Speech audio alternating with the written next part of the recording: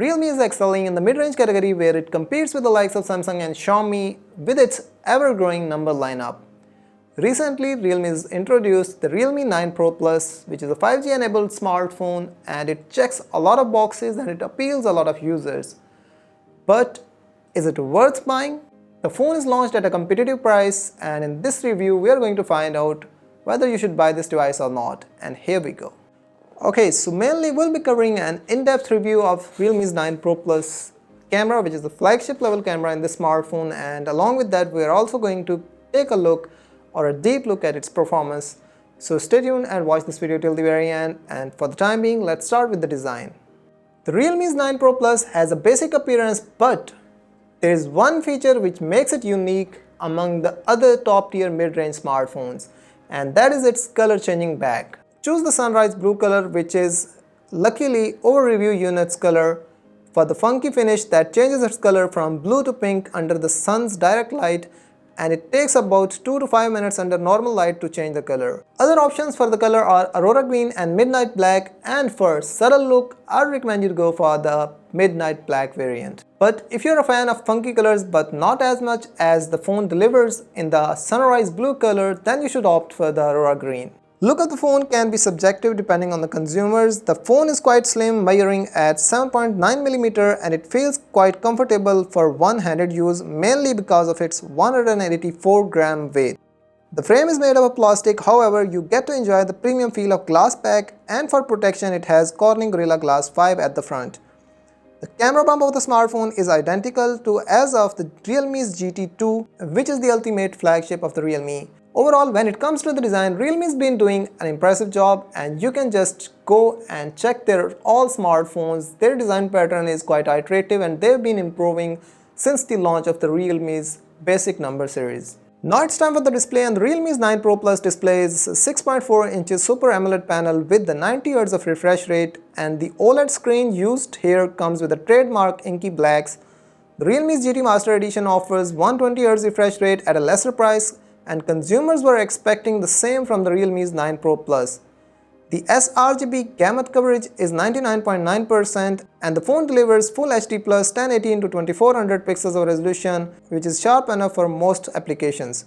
And because of the OLED panel at the front, you get to enjoy the on-screen fingerprint scanner, and it works reasonably well. Not only that, but they've also included a heart rate monitor, and that is embedded right onto the fingerprint scanner. This particular feature is not only impressive, but it is also useful, and you can access it by going to the setting and then into the Realme's lab section. People complained that the GT Master lacked the stereo speaker, and the Realme listened. Realme's 9 Pro Plus has an earpiece that works in tandem with the main speaker, and as far as the quality of the sound it can deliver is concerned, it is surprisingly good and provides a delightful experience when watching movies. If you've been following me, I have never covered the camera section before the performance section in any review so far, but the Realme's 9 Pro Plus is a device which has a flagship level camera, and it is worth the coverage. The Sony's IMX766 is a 50 megapixel camera sensor of the Realme's 9 Pro Plus, which puts up a fight against competitor smartphone.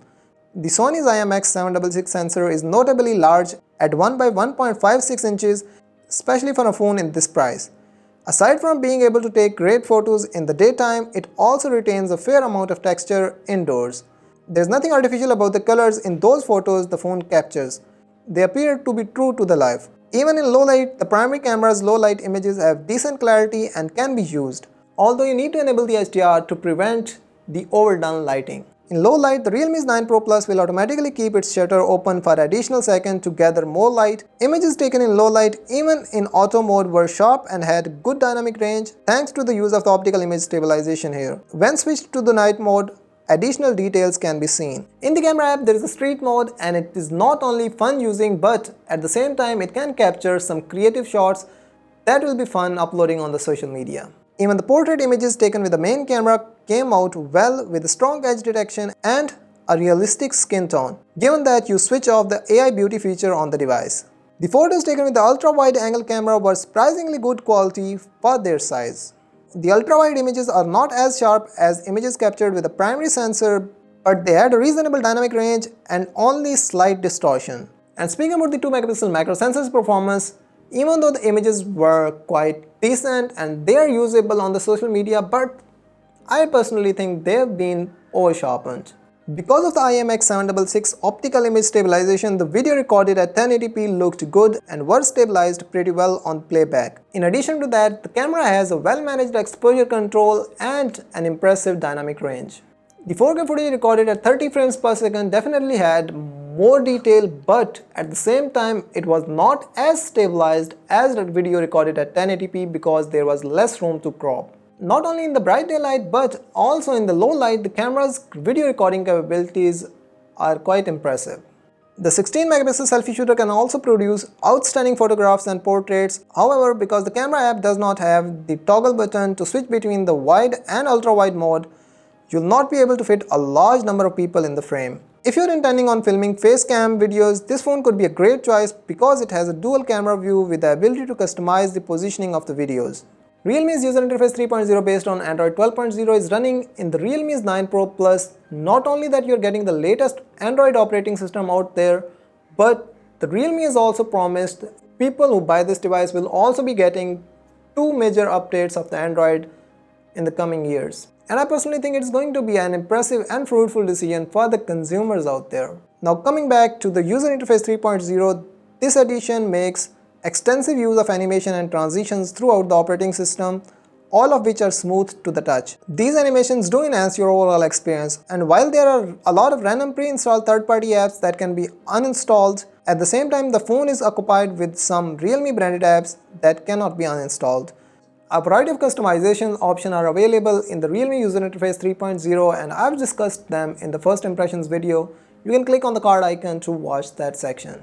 Overall, the Realme user interface 3.0 on the Realme's 9 Pro Plus provides a fluid and smooth experience to the users. Now speaking about the performance of the Realme's 9 Pro Plus, this phone is packed and powered by MediaTek's Dimensity 920 5G chipset, which is relatively a new chipset based on 6nm fabrication process, and if we cross compare it with the Dimensity 900, which is powering up OnePlus Nord CE 2 5G, this phone delivers 9% extra performance when it comes to the gaming. The chipset is manufactured using a 6nm fabrication process and provides high performance and efficiency in terms of the power consumption. In operations, the Realme's 9 Pro Plus is a player-to-use device with no stuttering or lag when navigating around the interface. The gaming performance is also excellent, and to my surprise, the phone can run Genshin Impact on medium setting, which is probably the most graphical and computational intensive game available on the Play Store.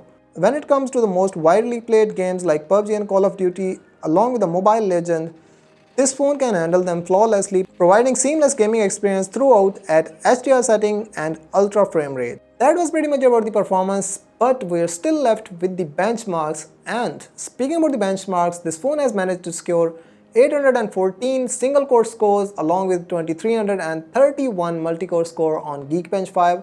And not only that, but the phone has also scored 506,000 overall scores in Antutu benchmark, and considering the price range this phone is falling under, it is quite an impressive score, and I'm pretty sure that you will not be disappointed. The phone has a 4500 mAh battery, and to be honest, my expectations were not as high, but to my surprise, the phone has delivered excellent performance and it is power efficient smartphone which delivers excellent battery life.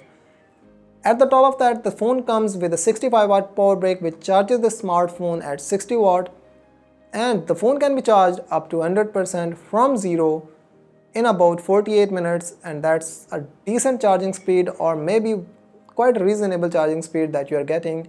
And just saying, the charger can charge this device from 0 up to 50% in about 15 minutes only, and it could be a useful feature especially when you are in a hurry and you want to charge your smartphone urgently. According to my tests, the phone can last for a full day of moderate to heavy usage without having you worry when it comes to the recharging. With my light usage, which included some work apps and social media apps, the 9 Pro Plus lasted for a good 1.5 days with 7+ hours of total on-screen time.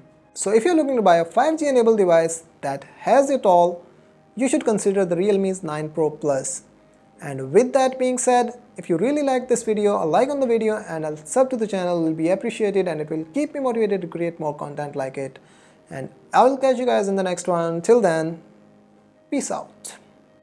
And before closing this video, do not forget to like this video and share it with your friends and family, and subscribe to TechWafer, and also do not forget to follow me on Instagram.